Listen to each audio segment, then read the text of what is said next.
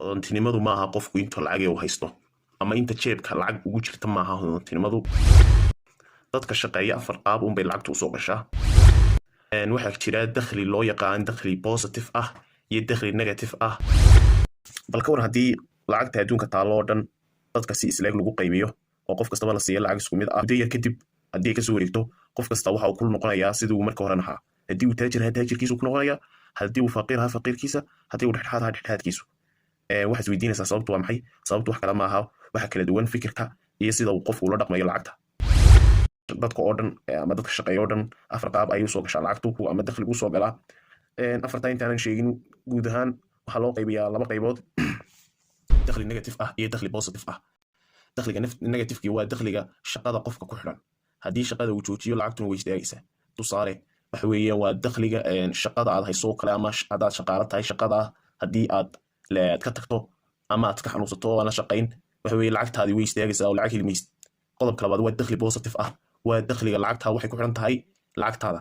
intay lacagtaadu shaqaynaysa ay jirto dakhligu waa uu ku soconayaa. tusaale ahaan waxa weeye waa guri aad leedaho kale, dakhliga ama aad ka qaadayso qofka kirada guriga, dakhligaagaasi way kuu soconayaa intuu gurigaagaasi jiray, lacagtaadaasi jirtay, gurigaas ku dhistay, gurigaagaas kuu jiraba lacagtu way ku soconaysaa. marka guud ahaan waa labada qaybood. haddaba aan usoo noqono afarta qaab ee qofka dakhliga dadka shaqeeya oo dhan uu lacagtu kusoo gasho ee lacagtu ku helaan waa afar qaybood.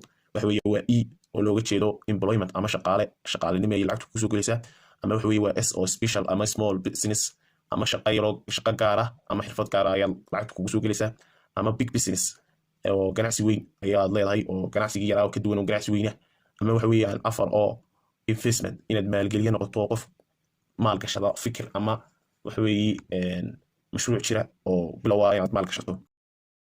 haddii aan ku horeyno E waxa weeye waxa looga jeedaa waa E oo aan soo sheegnay in shaqaale looga jeedo employment, shaqaale. qofku wuxuu ku helayaa waa inuu meel u shaqeeyo islamarkaana sidaa uu ku helo dakhli. qodobka labaad waxaan kusoo sheegnay waa S oo special ama small business. waxa weeye waa xirfad gaar oo aad ku shaqaysato ama ganacsi yar aad leedahay.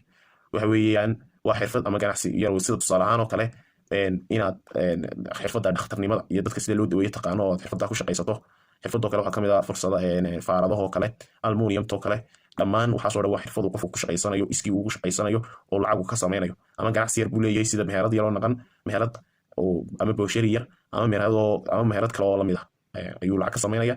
marka waa small business oo small business waa ganacsi yar ama xirfado yar oo qofku ku shaqaysanayo, xirfad uu leeyahay qofku ku shaqaysanayo. qodobka saddexaad waxa weeye waa big business, waa ganacsi weyn. ganacsigan waa ganacsi weyn.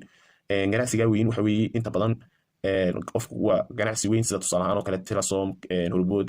qofku markuu ganacsigiisu weynaado uu noqdo dadkii lahaa maahe dad kale ay ka shaqaynayaan, oo dadkii lahaa ay mulkiilayaashii maahe dad kale ay shirkadii maamulayaan ay ka shaqaynayaan, oo saasay kusoo gelaysaa. waa ganacsi weyn. ganacsigii yaraa qofku ku koobnaa iminka dad badan weeyi oo dad kale ka shaqaynaya oo dad kale loo dhiibay maamul iyo meel kastaba, ama markaa saasuu lacag ku samaynaya. waa qodobka saddexaad ee qofka qaabka saddexaad ee qofka lacag usoo geli karto. qodobka afraad waxa weeye investment, inuu qofku sameeyo oo maalgashado. qodobkan waxa weeye waa qofku waa investment. qodobka afraad waxa weeye waa investment oo looga jeedo investment maalgashi.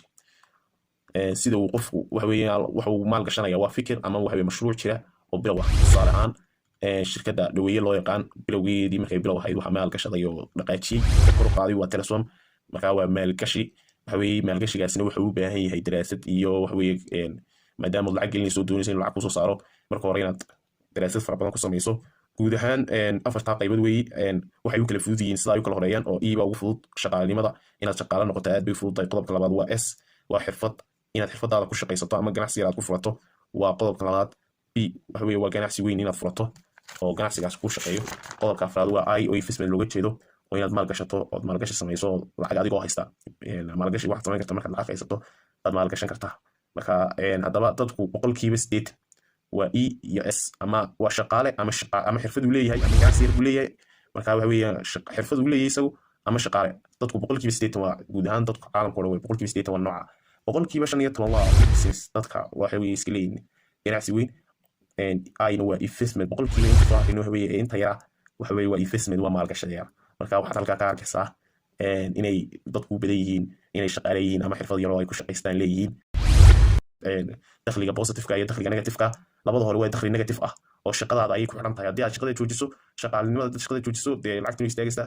ama xirfad aad leedahay dad joojiso lacagtiinu ka istaagaysa. laakiin xaggan kale qaybtan kale waxay ku xidhan tahay b iyo aydu oo ganacsigaaga weyn iyo maalgashigaaga wuxuu ku xidhan yahay lacagtaadaas intay shaqaynaysana way shaqaynayaa. marka qodobkaasay ku kala duwan yihiin. labana waxay ku xidhan tahay lacagtaada, labana waxay ku xidhan tahay shaqadaada. marka waa afartaa qaybood. marka daawade adigu midkeed tahay afartaa qaybood qaybteed ku jirtaa. qasab maaha inaad qayb keliya aad ahaato. waxaad noqon kartaa shaqaale, isla markaana waxaad noqon kartaa qof xirfadiisa ku shaqaysta. waxaad noqon kartaa adigoo ganacsi yar oo xirfadiisa ayaad business weyn ama ganacsi weyn ka dhigi kartaa. maalgashada waad noqon kartaa. afarta waad noqon kartaa.